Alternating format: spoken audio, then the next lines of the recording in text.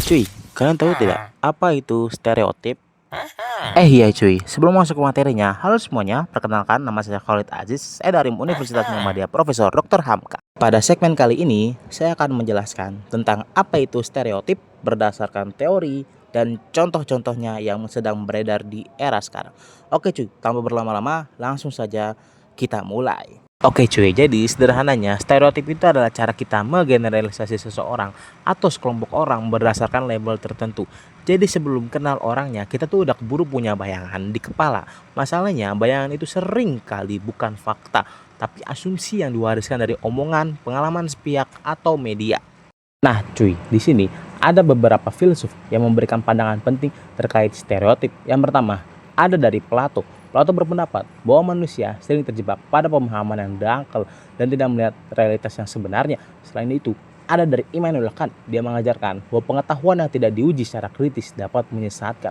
Oleh karena itu, stereotip dipandang sebagai bentuk pemahaman yang belum utuh karena hanya melihat individu berdasarkan kategori tertentu, bukan sebagai pribadi yang unik. Menekankan bahwa manusia harus menggunakan rasio dan refleksi moral dalam menilai sesuatu, bukan sekedar mengikuti asumsi. Sementara itu, ada dari Emmanuel Levinas. Dia menegaskan bahwa setiap individu memiliki keunikan dan martabat yang harus dihormati, sehingga stereotip dianggap bertentangan dengan etika kemanusiaan. Nah cuy, contohnya tuh gampang banget guys. Misalnya, kalian baru dengar nama sukunya aja, pikiran kita tuh udah jalan duluan. Atau baru tahu seseorang itu Gen Z, langsung muncul di komentar, ah paling baper lah, ah paling main HP mulu lah. Nah disitulah guys, stereotip bekerja cepat, instan, tapi masih dalam proses yang dangkal guys. Nah cuy, setelah membahas tentang stereotip berdasarkan teori dan contoh-contohnya, selanjutnya kita akan memasuki ke materi stereotip Gen Z. Oke, kalau dilihat dari kacamata filsafat etika, stereotip ini sebenarnya bermasalah. Kenapa? Karena kita lagi-lagi menyederhanakan manusia, padahal manusia itu kompleks. Dalam etika, manusia harus diperlakukan sebagai pribadi utuh, bukan cuma sebagai label sosial. Ketika stereotip dipakai terus-menerus, kita bukan cuma salah paham, tetapi juga bisa jadi tidak adil secara moral. Nah, masuk ke konteks stereotip Gen Z. Ini juga ramai banget. Gen Z sering dicap sebagai generasi manja, malas, gampang stres, kurang sopan, dan terlalu bergantung pada media sosial. Padahal, kenyataannya nggak sesederhana itu. Banyak Gen Z yang kritis, adaptif, peduli isu sosial, dan berani speak up. Dalam perspektif filsafat etika, stereotip ke Gen Z ini sama saja masalahnya kita lagi-lagi ngecap satu generasi secara kolektif tanpa ngasih ruang buat individu berkembang dan menunjukkan kapasitasnya. Padahal etika menuntut keadilan dan keterbukaan.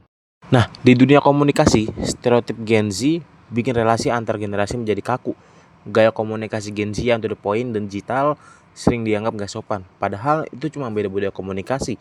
Kalau stereotip terus dipakai, komunikasi nggak lagi jadi ruang dialog, tapi jadi ajang saling meremehkan. Nah, disinilah konsep komunikasi sebagai proses simbolik jadi penting. Dalam filsafat komunikasi, komunikasi itu bukan cuma soal ngomong dan dengerin. Komunikasi adalah cara proses menggunakan simbol untuk membangun makna. Simbol itu bisa berupa bahasa, intonasi, gestur, sampai meme dan emoji. Masalahnya, stereotip itu juga simbol. Ketika kita bilang suku ini begini atau Gen Z kayak gitu, itu bukan fakta objektif, tapi makna simbolik yang dibentuk dan diulang terus lama-lama. Simbol itu dianggap kebenaran, padahal makna simbol selalu bisa dipertanyakan. Secara etis, ini berarti kita punya tanggung jawab moral dalam berkomunikasi, karena setiap simbol yang kita pakai bisa membentuk cara orang lain dipahami dan diperlakukan. Candaan stereotip mungkin kelihatan sepele, tapi secara simbolik dia memperkuat label dan jarak sosial. Di era media sosial, proses simbolik ini makin gila cepatnya. Meme stereotip gampang viral, potongan video gampang terpelintir kalau nggak dibarengi kesadaran etis. Komunikasi justru jadi alat diskriminasi, bukan pemahaman. Jadi dari semua pembahasan ini bisa ditarik satu benang merah, yaitu stereotip itu lahir dari komunikasi simbolik yang nggak dikritisi secara etis. Kalau kita mau komunikasi yang sehat, adil, dan manusiawi, kita harus berani berhenti menelan simbol mentah-mentah.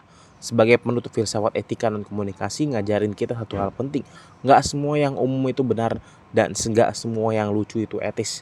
Tugas kita sebagai manusia berakal adalah reflektif, mikir ulang sebelum label, dan sadar bahwa komunikasi bukan soal ngomong, tapi soal tanggung jawab moral. Nah cuy, mungkin segitu aja yang bisa saya sampaikan. Kurang lebihnya mohon maaf. Assalamualaikum warahmatullahi wabarakatuh.